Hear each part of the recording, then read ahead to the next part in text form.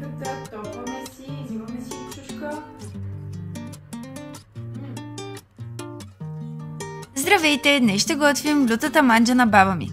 Тъй като в предната рецепта използвах нейното козе сирене, реших да направя и нещо, което знам от нея, а именно нейната люта манджа.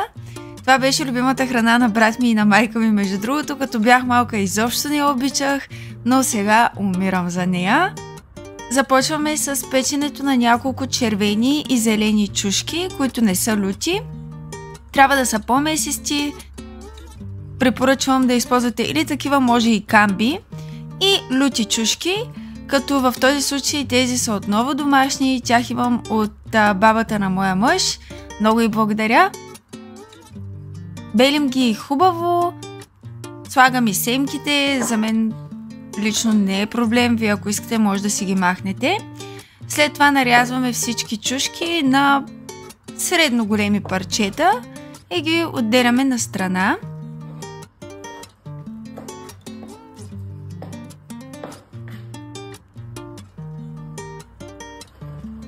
За мен не е проблем, както казах, да останат и семките, но ако вие не обичате, може да премахнете предварително преди да изпечете чушките самите семки.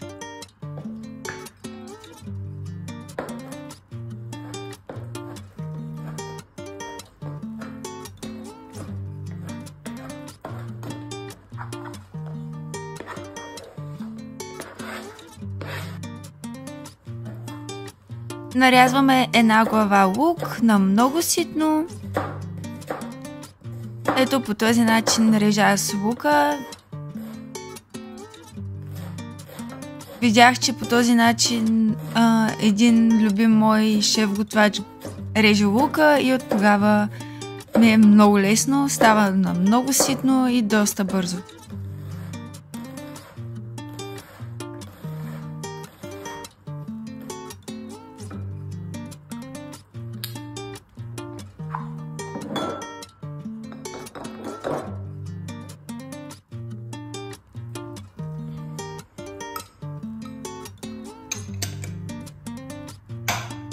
Следващата стъпка е задушаването на лука. В тиган слагаме около 30 грама масло, задушаваме лука и чакаме съвсем леко да умекне, за да прибавим и чушките.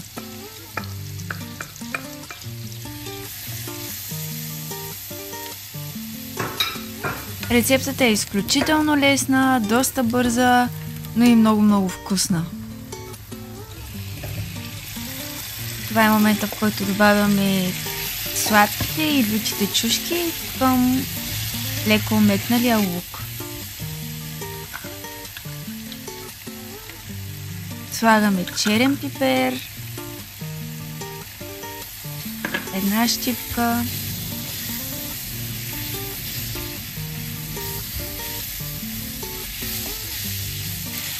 също така добавяме и сол и червен пипер по една супена лъжица.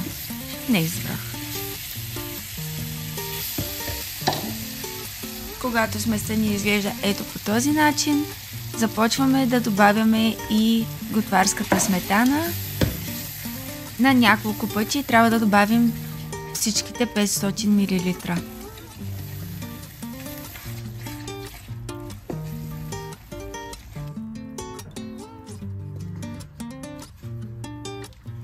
Моята баба го приготвяше с катък. За съжаление не мога да открия точно такъв, какъвто тя използваше, но най-близкото до това е готварската сметана. Когато я приготвих, между другото, и хареса дори повече отколкото с катък. Дали е защото я приготвих аз или наистина е по-вкусно, не знам. Когато изглежда по ето този начин, нашата люта манджа е готова. Сервирането няма как да е по много специален начин. Сервираме в дълбока купичка. Поръсваме с малко магданоз отгоре. Честно казвам, аз мога да сложа магданоз на абсолютно всеки тип манджичка. Сервирам я с пърленка задължително или какъвто и да е хляб. Ако ви е интересна рецепта за пърленка, мога да направя и такава. Но няма по-вкусно от това да си топнеш хлебче в топлата манджичка. Благодаря ви много, че гледахте. Подробната рецепта ще бъде долу в описанието. Ще се радвам, ако споделите, харесате и коментирате. Много ви благодаря, че гледахте. Надявам се да опитате да сготвите тази рецепта и до скоро!